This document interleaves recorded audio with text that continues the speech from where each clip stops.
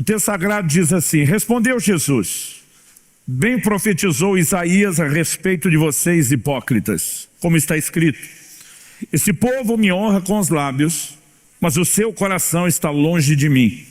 Em vão me adoram, ensinando doutrinas que são preceitos humanos.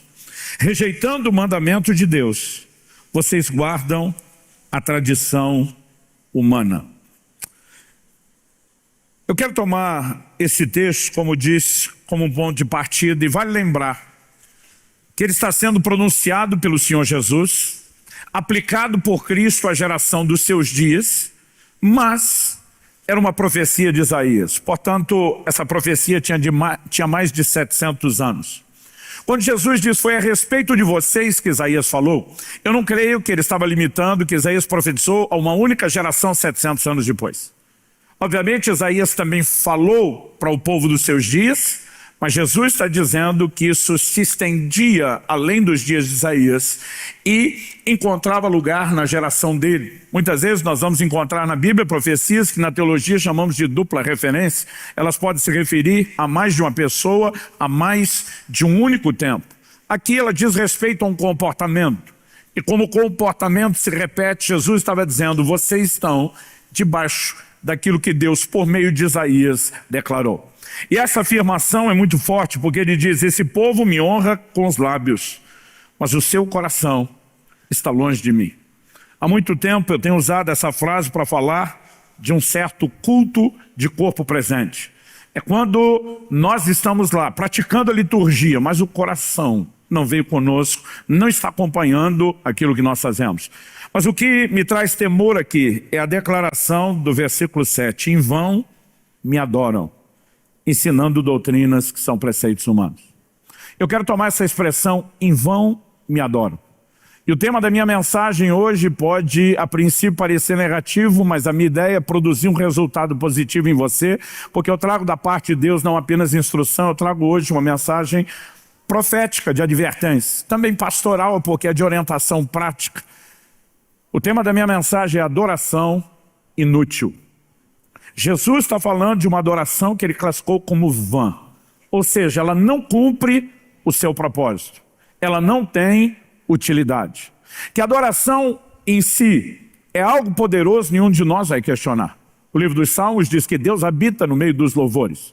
Nós temos visto intervenções de Deus na Bíblia, como quando Josafá bota um coro em vez de um exército, para seguir à frente, e nós vemos como Deus pode se mover no ambiente de adoração. Sempre que ministramos ao Senhor, e Atos 13 nos mostra um ambiente onde os líderes da igreja de Antioquia estão orando, estão ministrando ao Senhor em jejum, e o Espírito de Deus se move. É inquestionável que no ambiente de adoração nós podemos experimentar coisas extraordinárias. E de tempos em tempos Deus vem visitando a igreja brasileira. Na década de 80 eu ainda era criança e Deus começou a mudar a adoração da igreja brasileira de uma forma significativa. Não estou me referindo necessariamente à inologia, à liturgia, à forma de fazer, mas eu me lembro de uma manifestação, de uma presença de Deus em meio a um tipo de música que muitos de vocês hoje, na época a gente achava isso, imagina vocês hoje, ia dizer: isso era brega demais. De tempos em tempos Deus tem soprado, e nós temos visto quase que década após década, a conta não é exata, há sempre um sopro, há sempre um despertamento, e Deus está sempre procurando fazer algo por meio da adoração. Por quê? O que eu e você podemos experimentar da parte de Deus nesse ambiente é algo extraordinário. E preste atenção, esses dias que você está nessa conferência, principalmente você que está aqui no presencial, você vai desfrutar de algo extraordinário. Me ouça com atenção. Eu sei que você veio buscando isso, crendo nisso, mas eu vou te dizer, Deus vai te surpreender. Deus está nos dando alguns prenúncios de algo que Ele voltará a fazer com intensidade na igreja brasileira. Deus quer restaurar uma adoração genuína, uma adoração bíblica, mas nós precisamos entender verdades que precisam nos nortear. E eu quero destacar justamente essa ideia de uma adoração que ela se torna vã. Não significa que as pessoas não quiseram prestar culto. Não significa que era um bando de gente desviada que não estava nem aí com Deus. Eles estavam preocupados em tentar cumprir a liturgia da adoração, mas o coração não conectava. E Deus diz: isso para mim é uma adoração inútil, não cumpre o seu propósito. O que anulava essa adoração? Jesus destaca: vocês rejeitam o mandamento de Deus. E para mim é muito claro, é muito evidente que no ambiente onde existe desobediência, a adoração perde completamente a sua importância e o seu valor. E Jeremias, no capítulo 7, nos versos 22 a 24, olha o que Deus diz: no dia em que tirei os pais de vocês da terra do Egito, não falei nem lhes ordenei nada a respeito de holocaustos ou sacrifícios, mas o que lhes ordenei foi isso: deem ouvidos à minha voz, e eu serei o seu Deus, e vocês serão meu povo. Andem em todo o caminho que eu lhes ordeno, para que tudo lhes vá bem. Verso 24, mas eles não quiseram ouvir, nem atenderam, porém andaram nos seus próprios conselhos, e na dureza do seu coração maligno, andaram para trás e não para frente. Deus está dizendo, antes de pedir adoração, sabe o que eu pedi para vocês? Obediência.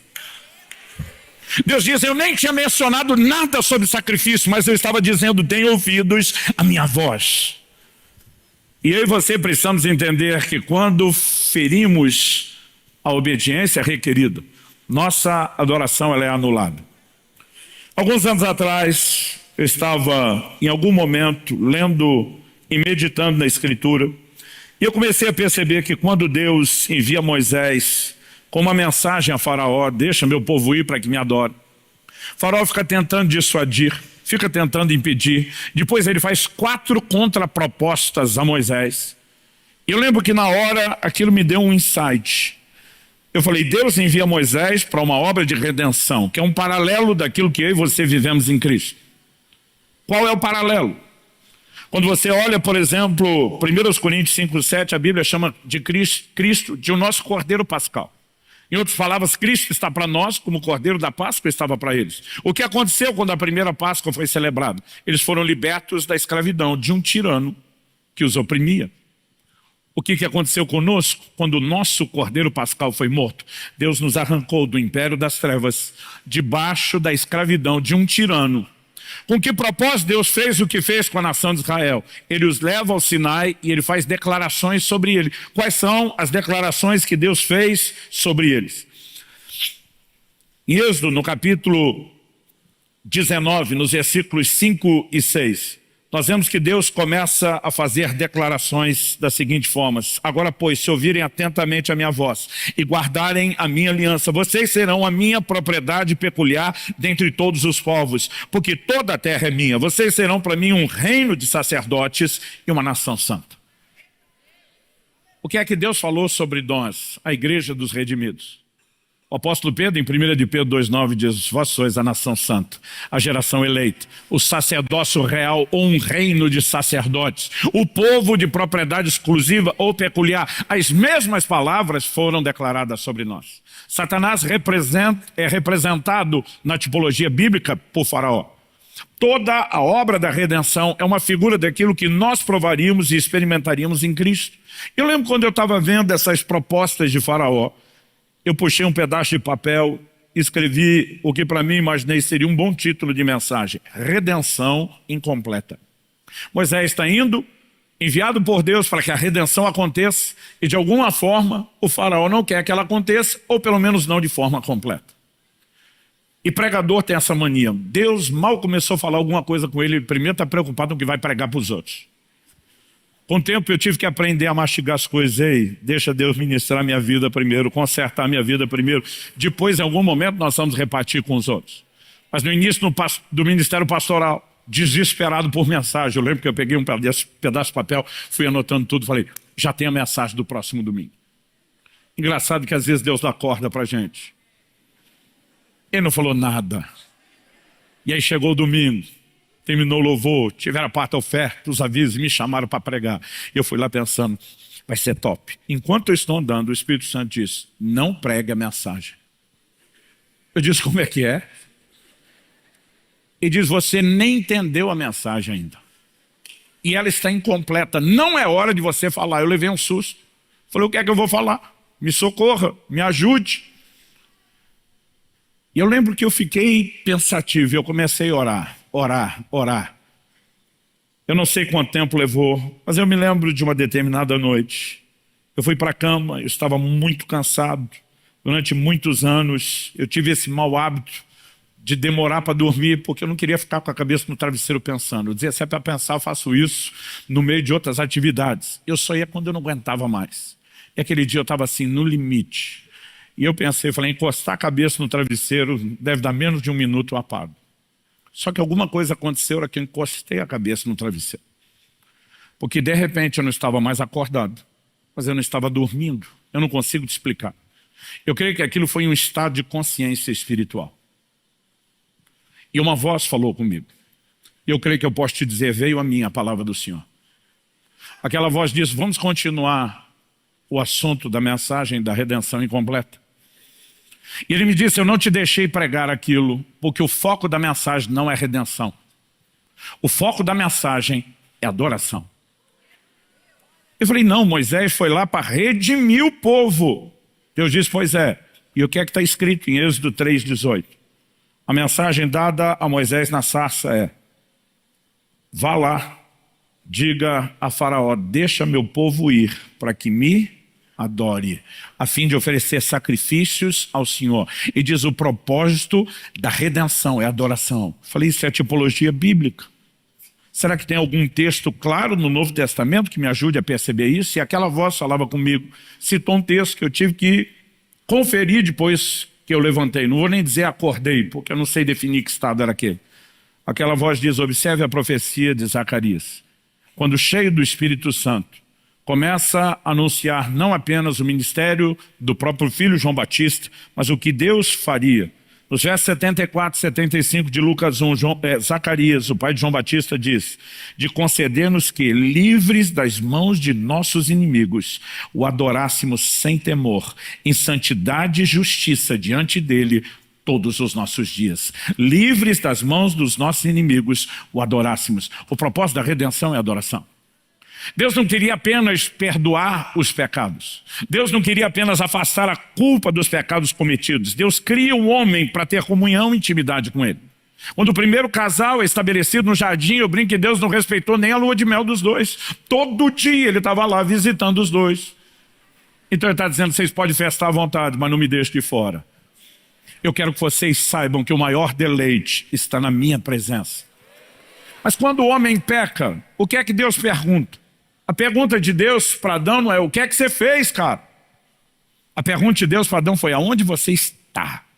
Sabe como eu leio isso? Para mim Deus está dizendo, o problema não é o que você fez, o problema é para onde o que você fez te levou, para longe de mim, eu perdi você. Mas quando Deus está perguntando onde você está, Ele está dizendo, eu quero você de volta. Ele não nos resgatou apenas porque queria que nós não fôssemos para o inferno, Ele queria que nós fôssemos íntimos dEle. E a adoração é um ambiente de conexão. Nós precisamos entender o peso que isso tem. Mas naquela ocasião ele me disse, olhe para essas propostas de Faraó e advirta o meu povo a respeito do que você vê nelas. A primeira proposta, ou contraproposta de Faraó, quando Moisés vai, primeiro nós sabemos que ele diz, olha, esse povo está muito desocupado para estar pensando em adoração, vamos encher de trabalho, ele está tentando dissuadir, mas aí começam a vir as pragas. E de repente chega uma hora que ele diz, então tá bom, vamos negociar. Essa é a primeira contraproposta. Êxodo capítulo 8, verso 25, ele diz, vocês podem adorar a Deus, só não saiam do Egito. Moisés diz, não vai rolar. A adoração não vai acontecer aqui, nós temos que sair e adorar distante daqui. Ele diz, então ninguém vai adorar. Moisés diz, mais praga para cima de você. E aí começa a vir juízo, daqui a pouco o faraó abre nova negociação, segunda contraproposta. Êxodo capítulo 8, verso 28, ok, vocês podem até sair do Egito, mas não se afastem muito, não vão muito longe. Moisés diz, não é você que define os termos, vai ser do nosso jeito. O faraó diz, então ninguém vai a lugar nenhum, e diz, mais praga para cima do você. Daqui a pouco, ele assustado diante do juízo, ele chama Moisés de novo para uma conversa. Isso já está em Êxodo capítulo 10, se você estiver anotando, dos versos 8 a 10. Ele diz, quem é que vai? Moisés diz, como quem é que vai? Todo mundo vai. O faraó diz, não, os homens podem ir, mulheres e crianças ficam. Moisés diz, vai todo mundo. O faraó diz, não vai ninguém. Moisés diz, mais praga para cima de você. Daqui a pouco ele chama Moisés para uma nova negociação. Êxodo capítulo 10, verso 24. E a última contraproposta. Ok, vocês não precisam adorar no Egito, nem por perto, pode de todo mundo. Mas ele diz assim, mas o rebanho fica. E Moisés diz, não vai rolar. Ele diz, então não tem festa nem adoração, então tem mais praga. Até que haja o desfecho, o que eu e você precisamos enxergar por trás dessas contrapropostas?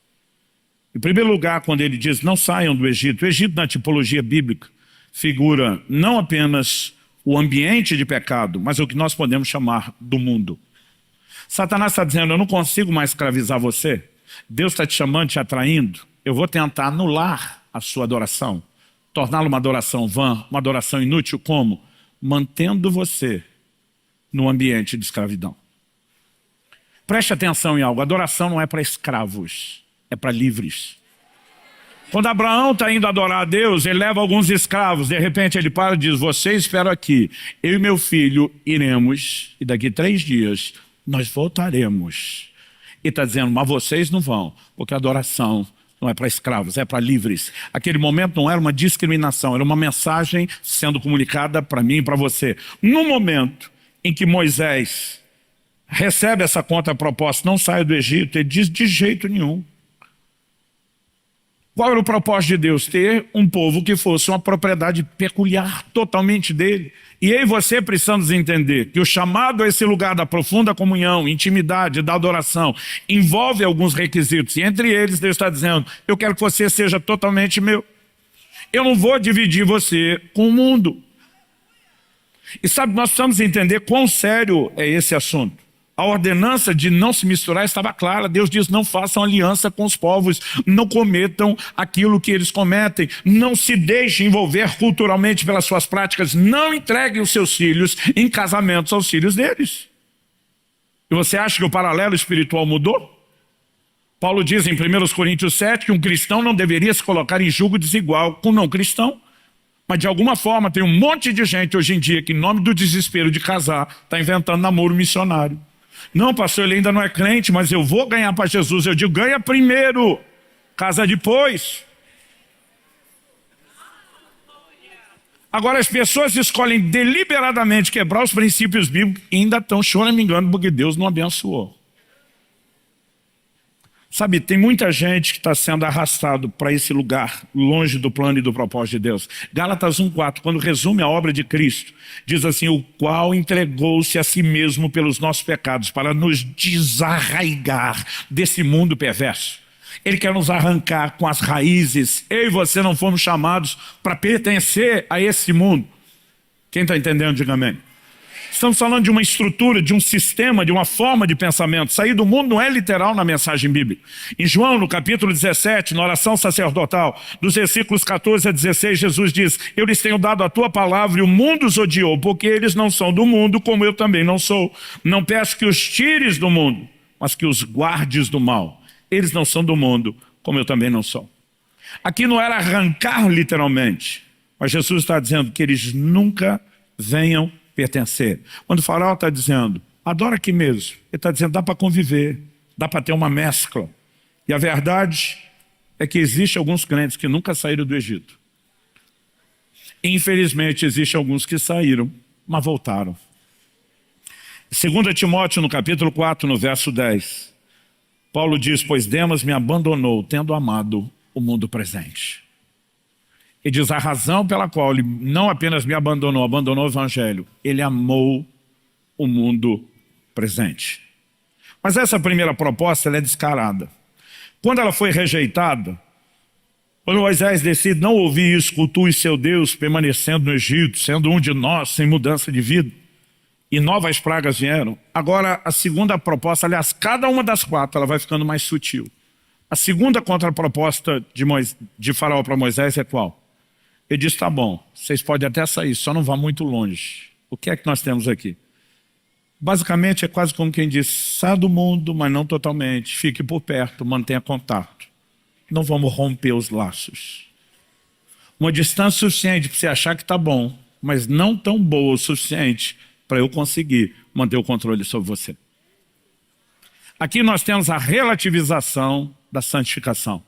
Um problema antigo. Tiago, capítulo 1, verso 27, diz: a religião pura e sem mácula para com nosso Deus e Pai é essa: visitar os órfãos e as viúvas nas suas aflições. Eu fico feliz de ver todos os movimentos de justiça que Deus está despertando. Mas a verdadeira religião não se restringe a isso. Ele continua e diz: e guardar-se incontaminado do mundo. A verdadeira religião é essa: guardar-se incontaminado do mundo. E se eu e você nos mantemos perto o suficiente, isso vai trazer dano, vai anular a nossa adoração. O relacionamento com o mundo é incompatível para os que foram chamados a cultuar Deus. 1 de João, capítulo 2, de 15 a 17, a Bíblia diz: não ame o mundo, nem as coisas que há no mundo. Se alguém amar o mundo, o amor do Pai não está nele, porque tudo que há no mundo, os desejos da carne, os desejos dos olhos, a soberba da vida, não procede do Pai, mas procede do mundo. Ora, o mundo passa, bem como seus desejos, ou, dependendo da versão, concupiscência. Mas aquele que faz a vontade de Deus permanece para sempre. Um dia desse alguém implicou, falou: o senhor anda falando demais de jejum. Falei: qual o problema? Por que isso te incomoda? Eu falei: se você praticasse um pouquinho mais, você ia descobrir que o jejum muda o centro de gravidade de quem o pratica. Pastor, o que o senhor está querendo dizer isso? Existe um centro de gravidade natural, terreno, que puxa você para baixo. Mas o centro de gravidade do reino de Deus puxa para cima. Buscar as coisas que são do alto, pensar nas coisas que são de cima. Falei: e o que eu mais quero é quebrar esse centro de gravidade, esse poder de atração. Quem jejua com frequência ou regularidade testemunha as mesmas coisas. As coisas materiais perdem absurdamente seu valor, o coração fica blindado contra a ofensa, há uma disposição para buscar o que é celestial. Eu e você não podemos brincar com isso. A Bíblia fala de gente que até saiu, mas nunca quebrou vínculo no coração. Em Atos, no capítulo 7, no verso 39, Estevão pregando, fala de pessoas que no seu coração voltaram ao Egito. Nunca voltaram fisicamente, mas ele diz: no seu coração voltaram ao Egito, porque nunca se desligaram. No início do meu ministério pastoral, eu vi o testemunho de um outro pastor dizendo: cara, cuidado com esse negócio de dar o microfone para os outros, testemunhar no púlpito sem saber bem a história. Eu falei: por quê? Ele falou: cara, um dia chamamos alguém que estava impactado com o que Deus estava fazendo para dar um testemunho, e o cara começou a contar tudo de ruim que ele fazia. Ele diz: até aí tudo bem.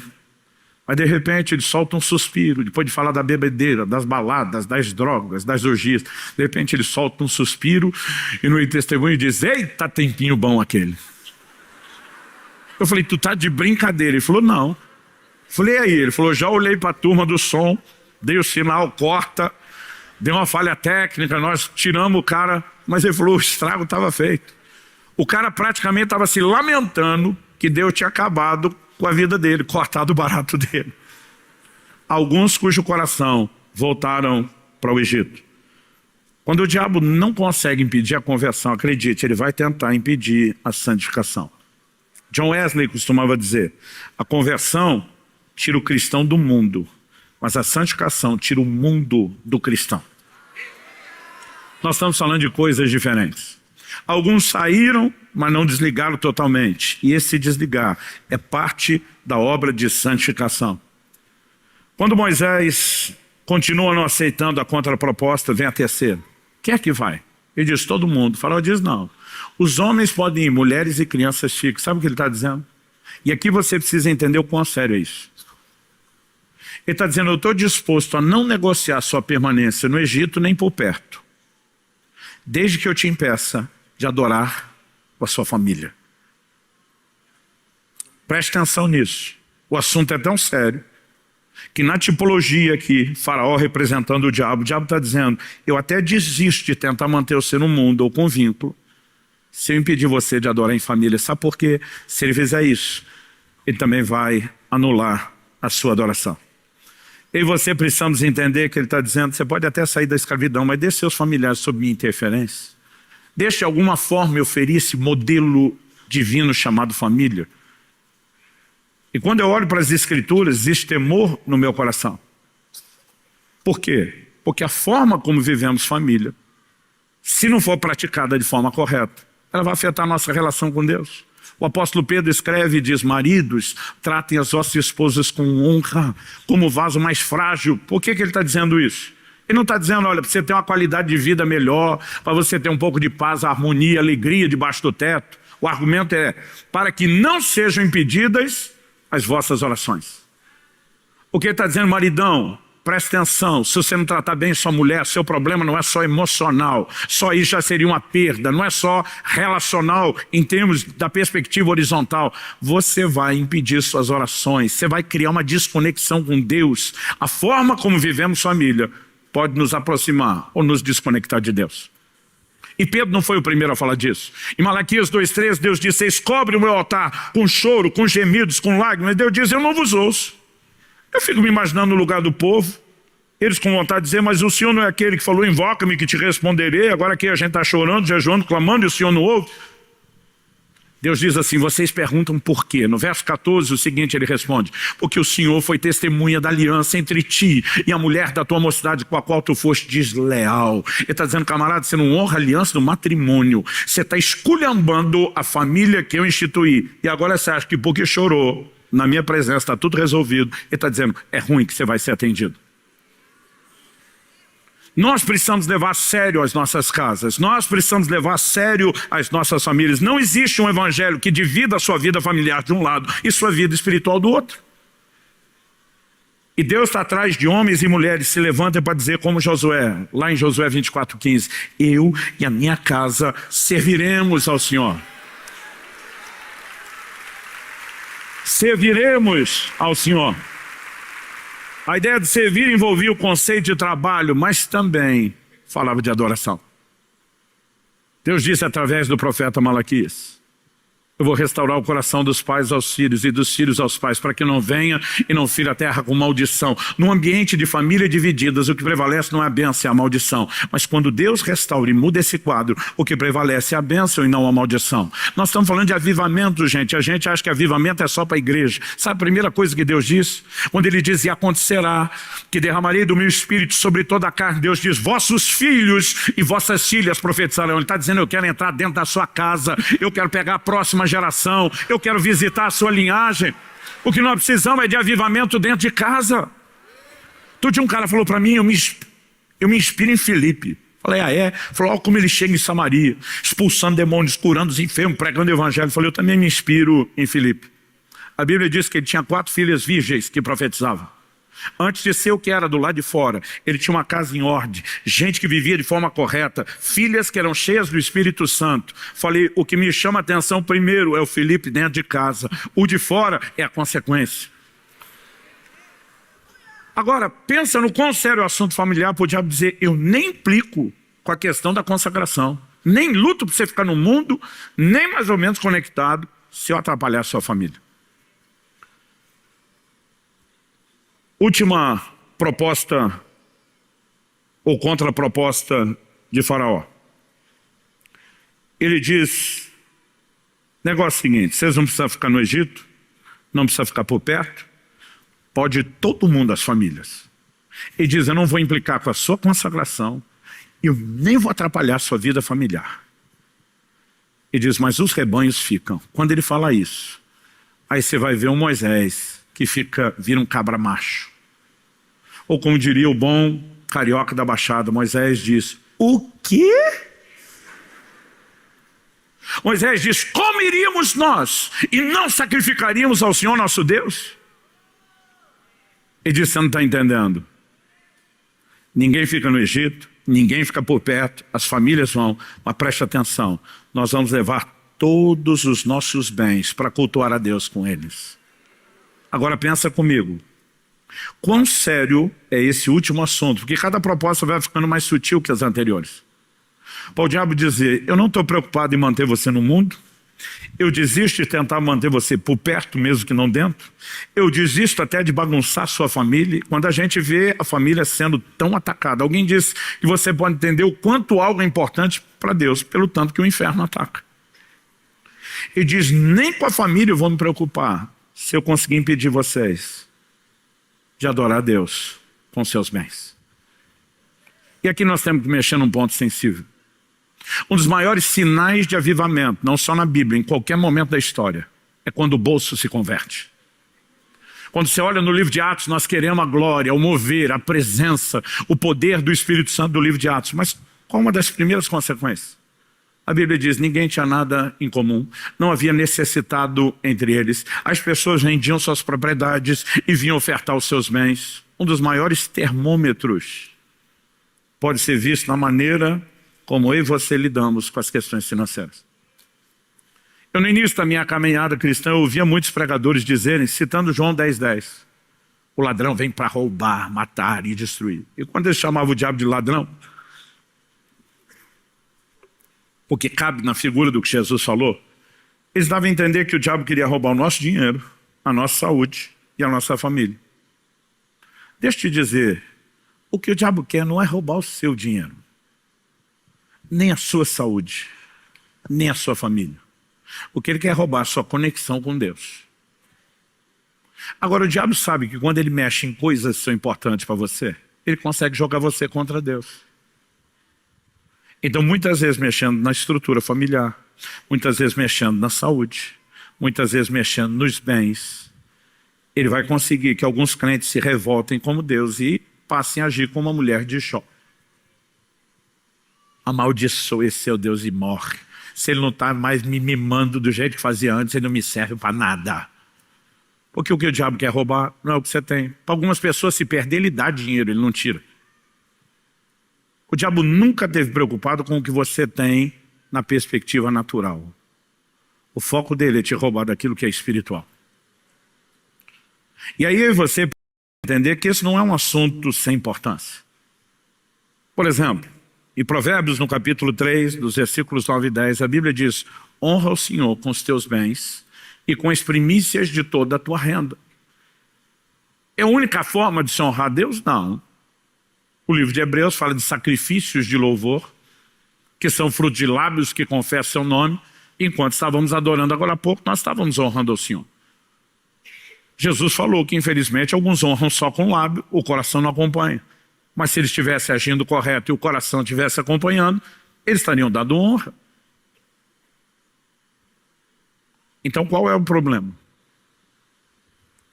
Quando eu e você olhamos para Atos capítulo 5, nós vemos Pedro diante de Ananias e depois de Safira, sua esposa, fazendo a pergunta, primeiro para Ananias, por que encheu Satanás o seu coração para que você mentisse ao Espírito Santo? Vamos parar para pensar. Pedro está pontuando primeiro, nenhum de nós te pediu nada. Então ele está insinuando o quê? Quem te pediu foi o Espírito Santo. Se você não vendesse a propriedade, ela já era tua. Vendido, o dinheiro estava no teu poder, você não era obrigado a dar nada. Você só se dispôs a fazer porque o Espírito Santo colocou algo no coração. Mas no processo, Satanás encheu seu coração. O diabo veio tentar roubar aquilo que Deus estava fazendo. Agora pensa comigo. Deus e o diabo brigando pelo coração do homem na hora da oferta. E você acha que isso não tem importância? E fica tranquilo, não vou levantar nenhuma oferta aqui. Eu só quero te ajudar a entender princípios. Deus e o diabo brigando pelo coração do homem na hora da oferta, e nós vamos achar que a oferta não tem nenhuma importância. Você não vai ver duas pessoas brigando por um pedaço de pau, por um galho seco de árvore na rua, porque ninguém briga pelo que não tem valor. Deus e o diabo disputando o coração do homem. Existe algo por trás das ofertas que nós não entendemos ainda. Mas o que é que o diabo queria roubar? O diabo não estava lá na cabeça de Ananias. Dá nada não. O diabo fez ele tirar uma pequena parte do que ia dar, mas a maior parte do valor da propriedade vendida foi entregue. E se o diabo estivesse lutando simplesmente para impedir que o dinheiro entrasse no reino de Deus, ele deveria ter trabalhado diferente com Ananias, deveria ter trabalhado na ideia do dá nada não. Mas ele está dizendo que você pode dar uma boa parte, desde que o seu coração não acompanhe Deus em plena obediência. Porque ele está dizendo, eu não estou preocupado com o dinheiro que entra na igreja, como eu não estou preocupado com a adoração que sai dos seus lábios. Se eu contaminar o seu coração, se eu bagunçar o processo, eu anulei aquilo que você está fazendo. Você, bobinho, tolinho, vai achar que está adorando. Eu e Deus sabemos que a sua adoração é inútil. Algo precisa mudar no nosso coração. É por isso que Paulo diz, na hora de contribuir, cada um faça conforme propôs no coração. Eu e você podemos decidir, escolher no coração, mas o coração pode ser influenciado por outras fontes, ou pelo Espírito Santo, ou por uma ação maligna. No coração a decisão final será tomada, mas a pergunta é, quem será ouvido? Moisés olha para Faraó e diz, de jeito nenhum, que nós iríamos sem sacrificar o Senhor. De jeito nenhum que nós iríamos sem honrá-lo com aquilo que nós temos de valor, com os nossos bens. Eu acho interessante que quando olhamos para as Escrituras, às vezes algumas coisas acabam passando batido. Em Mateus, no capítulo 2, no versículo 2, a Bíblia fala de magos do Oriente que vieram a Jerusalém. E eles começam a perguntar, onde está o recém-nascido rei dos judeus? Porque vimos a sua estrela no Oriente e viemos para adorá-lo. O que é que eles foram fazer lá? Adorar Jesus. Você pode repetir isso comigo? Diga, adorar Jesus. Agora olha o verso 11. Entrando na casa, viram um menino com Maria, sua mãe. Prostrando-se, o adoraram. E abrindo seus tesouros, entregaram-lhe suas ofertas, ouro, incenso e mirra. Os pastores estavam no campo, viram um coral angelical. Glória a Deus das alturas, paz na terra aos homens a quem Ele quer bem. Gente, eu pagaria qualquer valor de ingresso para ver esse coral se apresentando. Deve ter sido um espetáculo, além de toda a parte espiritual e sobrenatural. Que diferente de mim, com certeza os anjos são afinados. Mas a adoração que celebrou o nascimento de Jesus não se baseou só em música, nem só em gente se curvando diante dele e da sua grandeza, mas foi pautada desde o início pela entrega de bens. Por que que isso teria acontecido se não fosse importante, se não tivesse valor? Nós precisamos de um alinhamento em todas as áreas da nossa vida. Obviamente começa com toda a questão da consagração, da santificação. Mas essa santificação não é só ficar fora do mundo, sem manter o contato. Mas isso também envolve a forma como eu e você decidimos viver família. E a forma como nós vamos viver as nossas finanças. Pastor, o senhor está falando que eu tenho que dizimar e ofertar? Não, adorar o Senhor com os seus bens é mais do que isso. Porque você pode até estar dando o seu dízimo, mas lá fora, a hora que você comete negócios injustos que violam toda a essência do reino de Deus, você não está honrando o Senhor com os seus bens. Mamon prevaleceu. Lá fora, quando você mente para ganhar dinheiro, você desfez tudo que fez quando ofertou na igreja. Quando você é desonesto, quando você não se compadece do necessitado. Nós estamos falando a respeito de um estilo de vida. Jesus disse, não podeis servir a dois senhores. A única outra coisa na Bíblia chamada de um senhor, concorrendo diretamente com o senhorio de Deus, foi o relacionamento com o dinheiro. O relacionamento errado. Não é o dinheiro em si, mas a forma de relacionar com ele. Em Colossenses 3,5, Paulo diz que a avareza é idolatria. Por que é idolatria? Porque alguém que é pegado demais a isso tem um ídolo, um falso Deus na sua vida, ocupando um lugar de controle no seu coração. Em Mateus 13, Jesus disse que uma das sementes, quando foi lançada a parábola do semeador, ela caiu entre espinhos. O problema dessa desgraça do espinho, o perdão da palavra, é que eles crescem. Eles nunca ficam do tamanho que estão. Ou você arranca, ou eles crescem. Não tem meio termo. E a Bíblia diz, e os espinhos cresceram. E quando cresceram, sufocaram a ação da palavra. O que é que tem o poder de sufocar a ação da palavra nas nossas vidas? Na hora de interpretar, Jesus diz, os cuidados do mundo e a sedução das riquezas. Pense em algo que anula a ação da palavra de Deus na vida de muito crente. Quando eu começo a olhar para essas verdades, o meu coração se enche de temor e muitas vezes eu tenho dito, Deus, nós precisamos que alguma coisa mude na nossa forma de pensar. Nós precisamos entender que o culto e a adoração não é só o que fazemos no ambiente da igreja. A forma como você vive dentro de casa deveria ser uma extensão da sua adoração. A maneira como você vive suas finanças deveria ser uma extensão da adoração. E tudo isso, na verdade, é uma extensão ou pode ser um comprometimento da sua consagração. É por isso que o diabo está dizendo, para que eu vou lutar? Para te manter no mundo ou por perto? Se eu consigo anular a sua conexão com Deus, levando você a andar na contramão e quebrar princípios.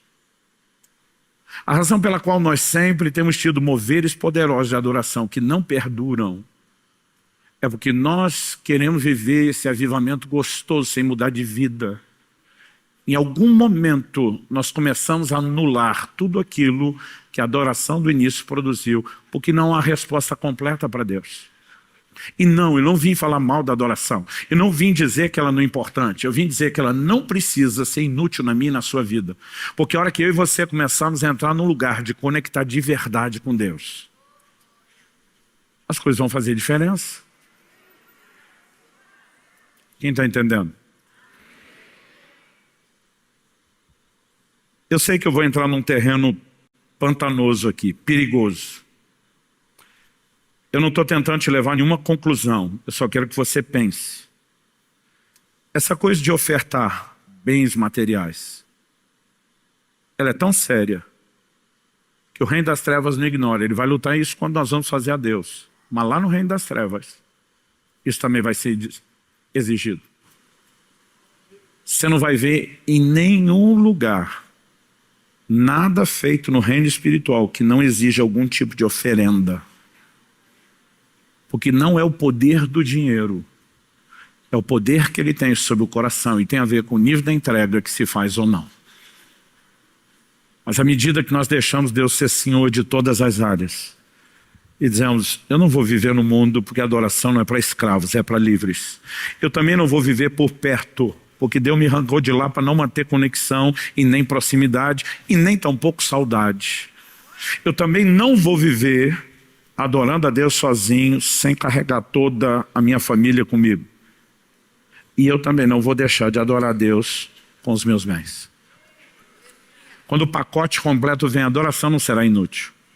Agora entenda, eu não vim te apontar o dedo nem jogar pedra em você. Nós, o povo latino, nós temos uma dificuldade enorme com confronto, porque a gente leva no pessoal. Outro dia um falou, eu não gostei daquilo que o senhor falou sobre família. Porque se minha família não é convertida, o senhor quer dizer que eu não valo nada. Eu falei, não, criatura, estou tentando dizer que você tem que lutar por ela em vez de se acomodar com a situação. Não estou desmerecendo o seu cristianismo porque outros ainda não se converteram.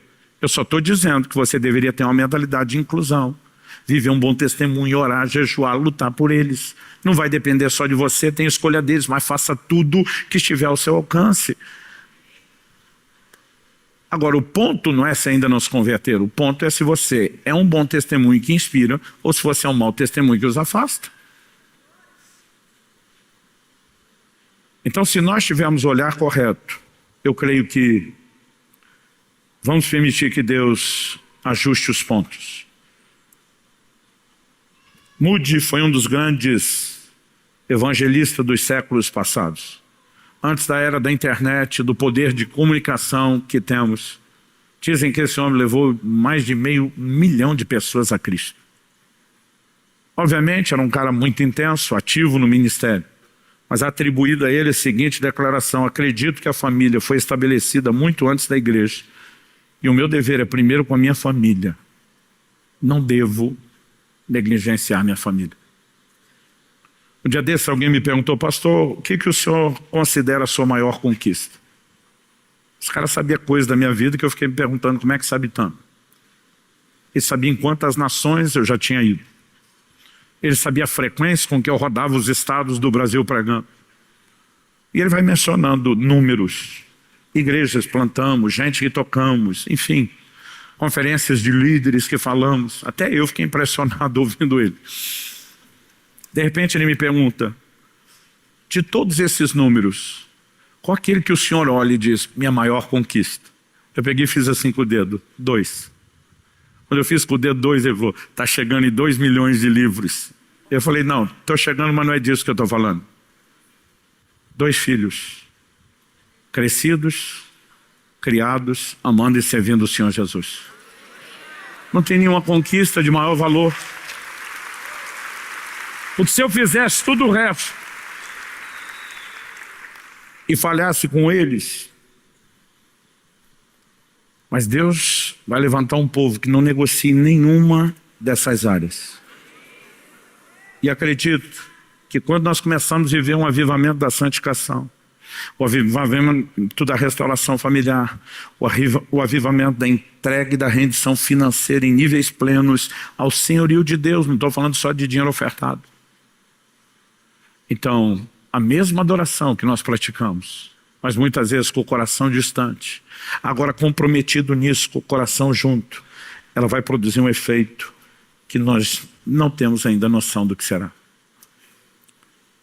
E para concluir, eu e você fomos chamados para adorar fora e longe do Egito, mas com nossas famílias e com os nossos bens. Eu queria que você ficasse em pé para parecer que está acabando.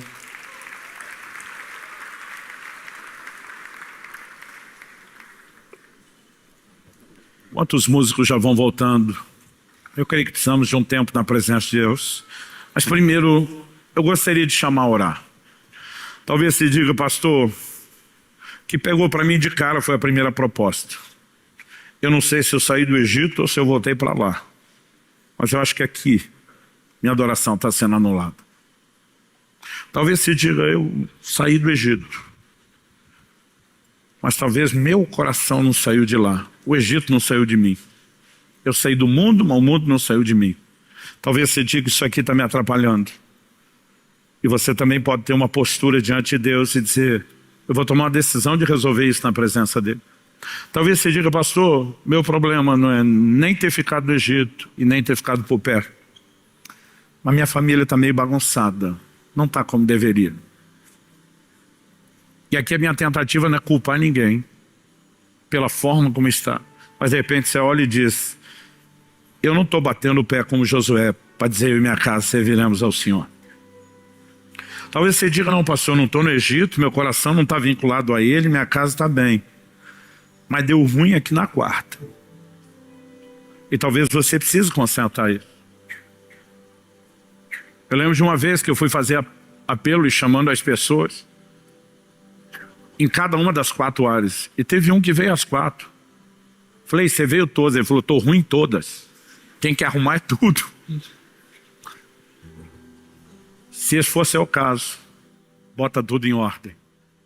Mas nós precisamos sair desse lugar, onde a gente fica no esforço de uma adoração que não manifesta o seu pleno poder e potencial. E nós precisamos deixar de lado a adoração inútil e entrar nesse lugar da profunda comunhão com Deus e da intervenção poderosa do Senhor. Fala com Deus, do seu jeito, da sua maneira, com as suas palavras. Eu vou fazer uma breve oração por você. Mas você não precisa nem ficar ouvindo a minha oração, você pode fazer a sua. Espírito Santo, se o Senhor não vivificar a tua palavra, será só um discurso e ele vai cair no esquecimento depressa. Nós te pedimos mais do que isso. Esse ambiente onde a doçura da tua presença pode ser sentida. Eu quero te pedir que o Senhor desperte o coração de alguns com aquele senso de saudade. Saudade daqueles encontros que preenchiam de uma forma inexplicável. De uma adoração que era mais do que aquela coisa gostosa da emoção de eu cantei. Que o Senhor desperte em nós o anseio pela comunhão e intimidade, fazendo-nos entender o quanto o Senhor mesmo anseia e tem buscado isso. Nós te louvamos pelo teu amor tão intenso. O Senhor não nos trouxe esse lugar para ouvir isso, no intuito de nos afastar do Senhor, pelo contrário. É o seu amor tão intenso que te leva a dizer de jeito nenhum que eu vou abrir mão deles, deixar de lutar por cada um deles. E nós clamamos por um toque desse amor. Romanos 5,5 diz que o amor de Deus é derramado em nossos corações pelo Espírito Santo. Permita-nos ter um pouquinho mais desse entendimento, da doçura da tua presença, e que essa possa ser uma noite de arrependimento e de conserto, em cada uma das áreas onde de alguma forma, como diziam os antigos, a carapuça serviu. Nós recebemos a tua correção e queremos corresponder com um coração quebrantável, com arrependimento, com conserto, com posicionamento, porque acima de tudo queremos o resultado desse lugar profundo na tua presença, de uma adoração que funciona, que produz resultados, que não recebe esse adjetivo de vã ou inútil. Ajuda-nos, Senhor. Toca as nossas vidas. Nós clamamos em nome de Jesus. Clique e veja mais vídeos como esse.